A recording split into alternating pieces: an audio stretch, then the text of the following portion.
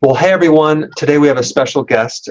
Aaron Davison is the CEO of a company, Cronometer, and it's an app. It's pretty cool. It allows you to track 60 nutrients and probably, I don't know, it could be more by now. I was just kind of getting this off your website. Over 7,500 different foods, and in the analysis of your macros and your nutrients. So if you're doing the keto and IF, you can track this data. So welcome, and thank you for spending some time just kind of answering some questions that I have. Hi, yeah, thanks for having me. Absolutely. When you do the keto plan, I get this over and over and over, like, what do I track my calories? Do I track my nutrients? What are the macros? So you have one of the top best apps out there, and so I wanted to bring you on just to see what you're up to, see what this app is all about, and then some features that you have that are new that I think people will be excited about. So can you kind of just tell us a little bit about your app in a thumbnail sketch, and also then maybe you can pull up a screen too when you're ready on what you have with Keto. Sure thing. Yeah, we're all about tracking. We're all about data and deep nutrition data in particular, and all about science. So we really try to we're trying to present a tool. We're not trying to push any kind of particular diet or regimen on anyone. We try to stay impartial, but we also try and follow the research and keep on top of the trends that are in the space. And yeah, like you mentioned, we have much more than 7,500 foods. We have hundreds of thousands, but we have two types of foods in our database, which is important for everyone to be aware of. So we have foods that have the full spectrum of nutrition. So these have the 60 micronutrients, all the amino acids, vitamins, minerals, fat breakdown, carb breakdown, right down into sugar subtypes, sugar alcohols, and just an immense amount of data when you want to understand what's in food. But that is limited to a small subset of our database. So that is typically whole foods, common ingredients, and very classic, popular products, mainly from the U.S. market. So these are foods that have gone into the labs and been extensively analyzed, so that we have all these data points. Then there's the hundreds and hundreds of thousands every year new products on the market, on the shelves, that are shrink wrapped. We don't have, obviously those products don't get analyzed as heavily. And we just have what's on the label for most of those, or what's published by, say, the restaurants, nutrition facts, and they're not going to publish or even do the lab work to give you, the full spectrum. And often they're not going to share the ingredients. So if we knew the exact ingredients that went into it, obviously we could create a food, compiled from our ingredient database, and we would know what's in it. But that's just not what happens in the food industry right now. So we do try and show you that within the app, and when I demo, I'll show the way you can sort of discern. If you're interested in just tracking macros, it doesn't matter, because that's always on a label. But if you're also interested in the nutrients, then you have to focus what you're working with to real foods. And if you're eating real food and preparing your meals, it's never an issue. It's when you start eating the stuff you shouldn't be eating, where the processed foods. It's just, there's so many of those. It's like, I don't even think, personally, I don't think we should even track that, because you shouldn't be eating in the first place. Is there a database that you tap into where you get the data, or how do you do that? Yeah, so we source our data from a number of databases, and we have our own in-house curation team as well. That works on constantly enhancing and expanding our database, both from the product side and the research side. Are you able to see my screen now? Yeah. Mm-hmm. Great. Okay, so this is the web version. There's also a mobile version that looks a little simpler, but all the functionality is still there. And so this is the diary, which we're focused around. And in your diary, you get a list of what's happened through the day, and then you get now nothing's showing here because I haven't logged anything today. So I'm gonna demonstrate that. But you can see the list of vitamins, minerals, protein, lipids, carbs, and miscellaneous. you can track and see information on. And you can also log your exercises. You can record biometrics, so anything you can measure, whether it's like your ferritin, blood levels, your blood glucose, your ketone readings, that can all also get dumped in here and graphed alongside. Nice. And freeform notes and photos can also be kept in your journal here as well. But the basic workflow here would be to add, I'm going to start with my breakfast. So I had 2 eggs,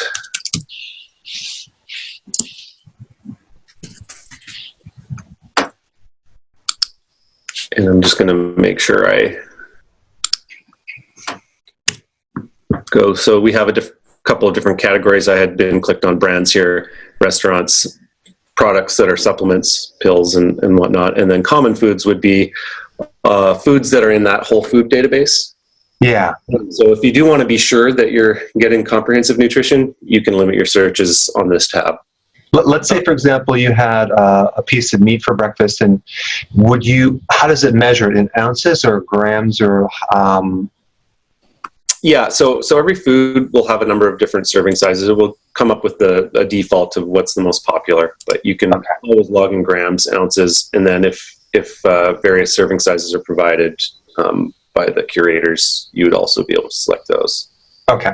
So I'm just saying 2 medium eggs in my scrambled eggs, and I'm going to add some bacon, 3 strips of bacon, avocado,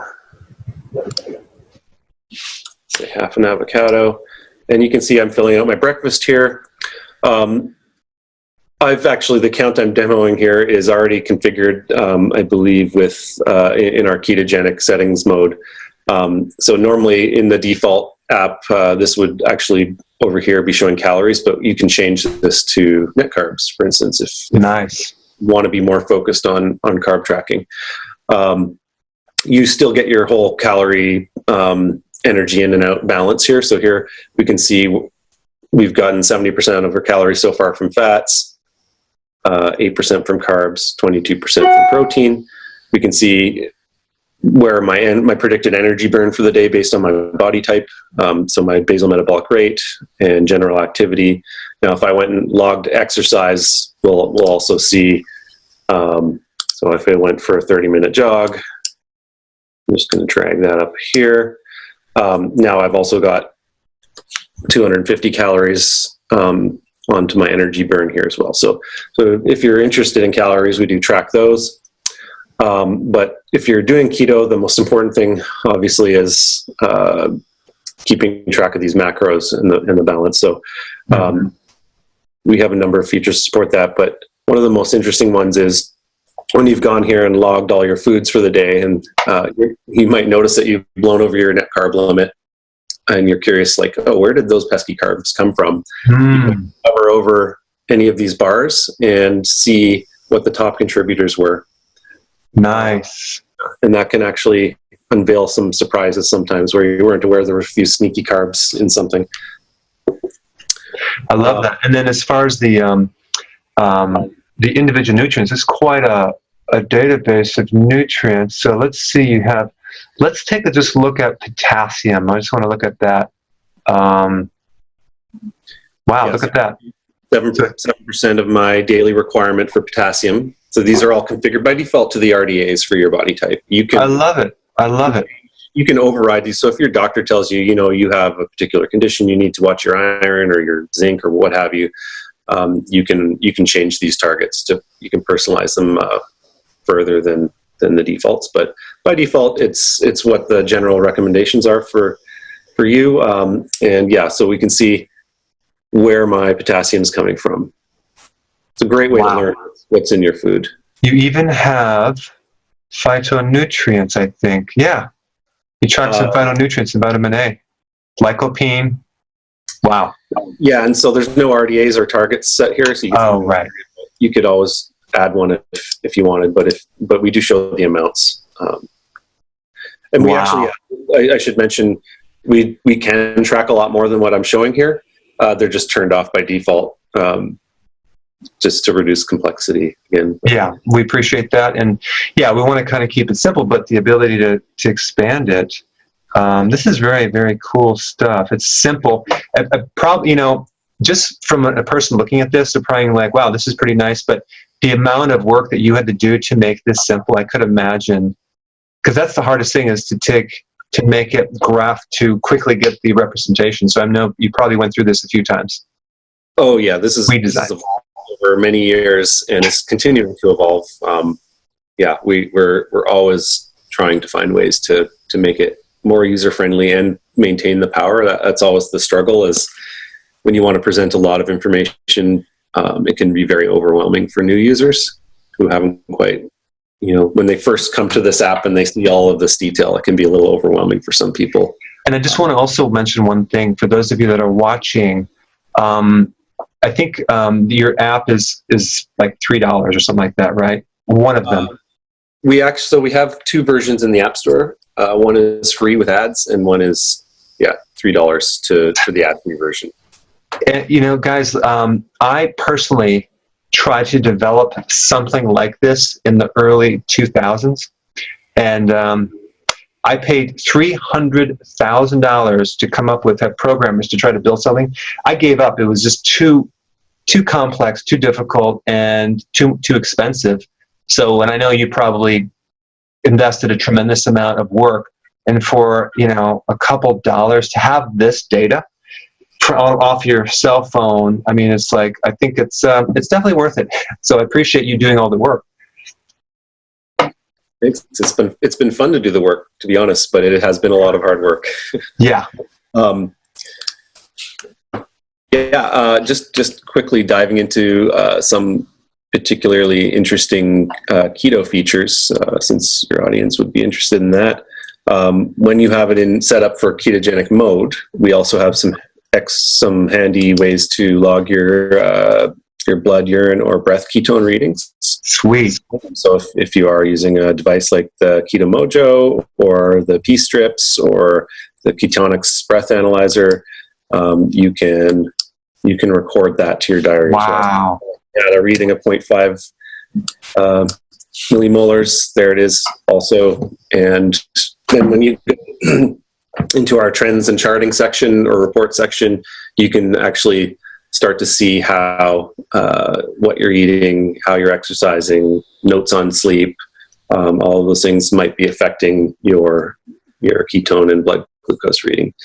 Well, it's kind of like this is so important because so many people, I'm not losing weight. Why is that? Well, you could go back. If you track everything, you can see right before you started not losing weight, there is something you ate, or you can look at your ketones or your blood sugar. So it's a great way to figure things out. I like it. Plus the glucose reading, you can check that too and track that. Exactly. So it's usually record those together, and it's a good idea to track those together if you're doing a serious ketogenic diet. Just to show everyone where they can set up the ketogenic mode, I clicked so there's this macronutrient target section. Mm-hmm. There's a little settings icon here that expands to the settings for this area, and there's a macronutrient target section.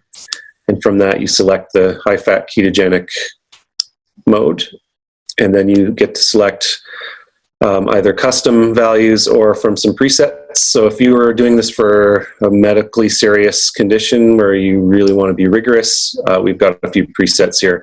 So it's going to take your body weight and body fat percentage to determine your lean body mass, and it's going to give you a certain allotment of protein per kilogram of lean body mass. And then you also set a cap on how many, either some people do want to use total carbs, so include fiber and sugar alcohols. Some people want to use most people use net carbs for ketogenic. But that's also an option. We also let some people disagree whether to include sugar alcohols and net carbs, so we've made that an option here as well. Right. So we have rigorous, which would be typically for someone who's very sensitive to carbs or is doing this for a very, very serious condition, so they don't want to mess anything up. sets these quite strictly. Moderate is where almost everyone should get into ketosis on moderate if they follow these limits, with few exceptions. And then relaxed would be someone like myself. I'm not doing a ketogenic diet for medical reasons. I'm not overweight. Just doing it for general health and interest. I like how it makes me feel, and I'm athletic, so I can tolerate a lot more per day of net carbs. And we have this athletic bonus option, which, if ticked, an extra allowance of carbs if you log more exercise. So knowing that blood sugar is going to get burnt off in the exercise, and not affect your insulin levels as much. Especially for endurance athletes. Zach Bitter, he took the record for 100 miles. He's coming to this summit. And of course, he needs to do more carbs when he's running. So of course, he's not doing glucose. He's doing, other types of carbs. But yeah, I totally see that. And of course, if these presets don't match what you'd like, you can use custom, and you can edit any of these to your liking.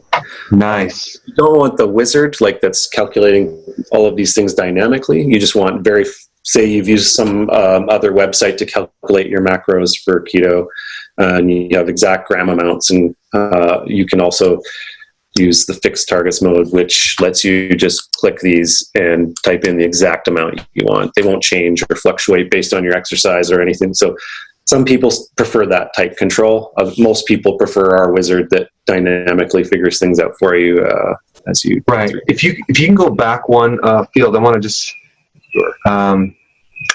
right there. You had okay. So he has 1.5 grams of protein per kilogram for lean body mass. Okay, so that's the key thing. It's not like per weight.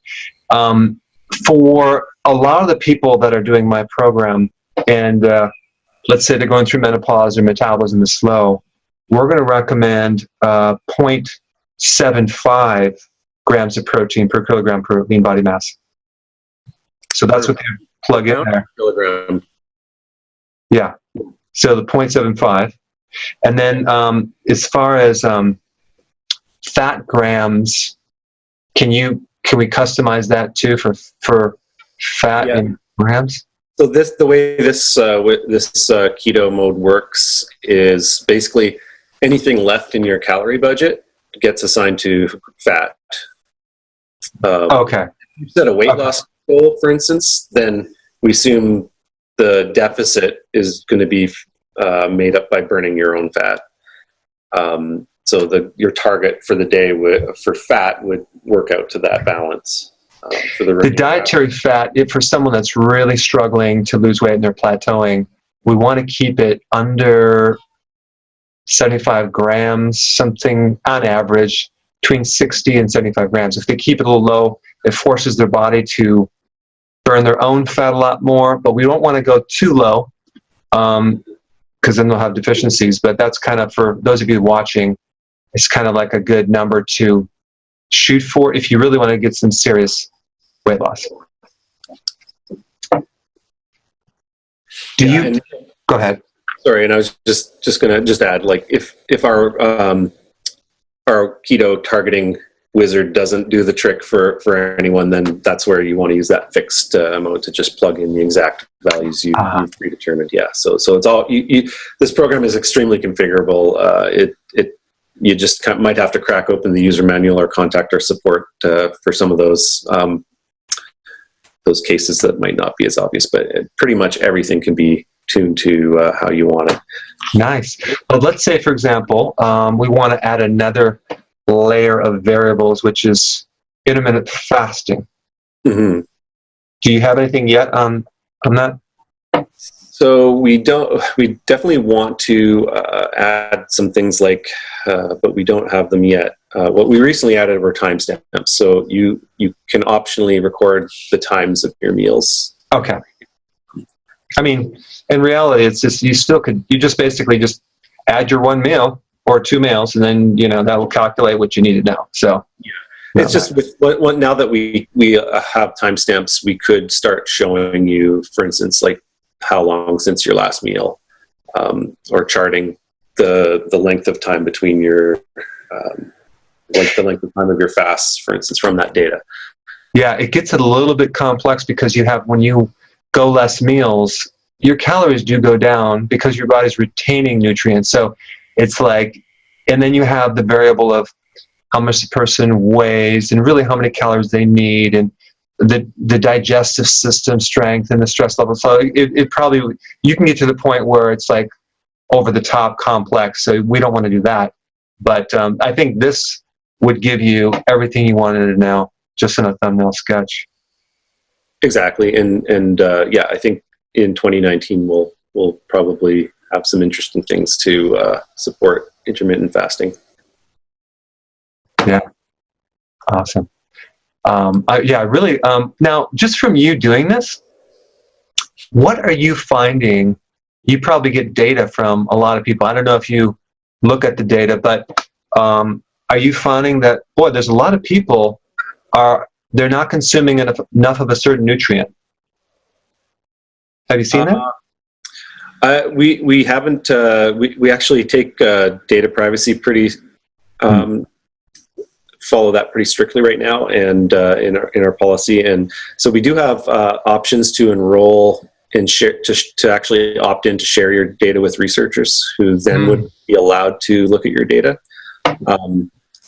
But yeah, as far as when we've used this or we've talked to people who use this, especially following a ketogenic diet, the usual suspects definitely crop up, like the electrolytes.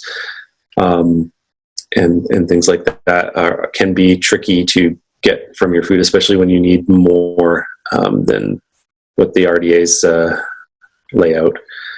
Right. And switch those diets, Yeah, and even that's like, some of these nutrients you might need more, especially if your health isn't that great. Then you have the other thing, if you're doing higher carbs, the depletion of, sometimes if they're refined carbs, the depletion of minerals, especially B1 or potassium. But I think I would be very interested to see, I would focus on potassium. I would bet you anything that the average person is not even getting close to the amount of potassium they need, because you need 4,700 as a RDAs. So it's like, that's like a lot of vegetables. So that would be interesting to point that out. But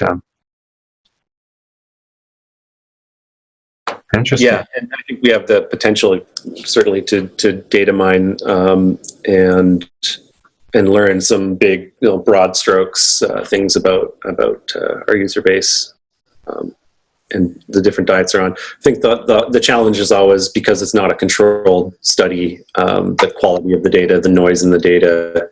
You don't know, did someone, if I forgot to log my lunch and my dinner versus I was fasting for the rest of the day, we're not, someone kind of looking at the data from a high level in aggregation is not going to be able to tell the difference.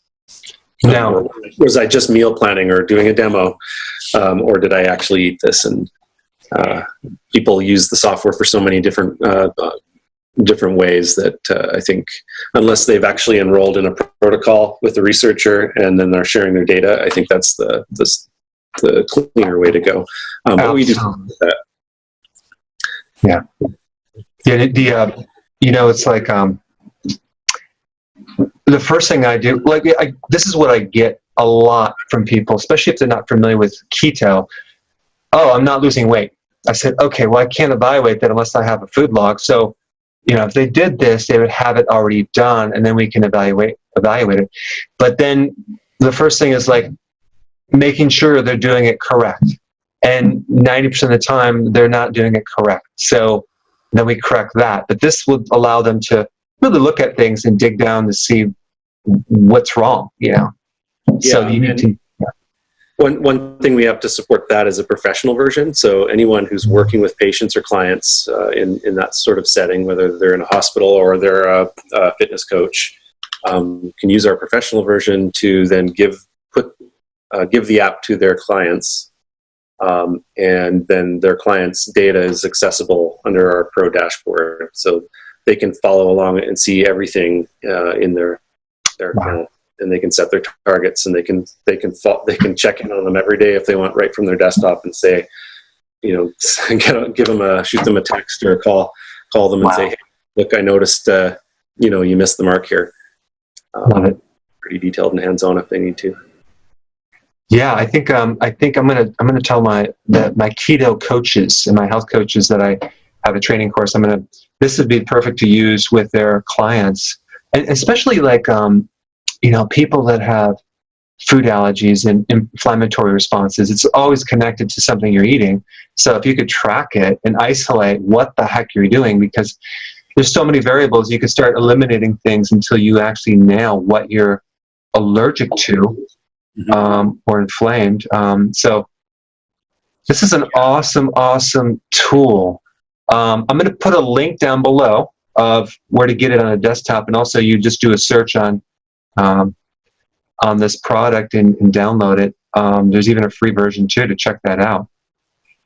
So I want to thank you so much for your time. I know you're probably busy programming, and just to share like what this is and the power of it. So for those of you that need to download it, I'm going to put a link down below. This is awesome.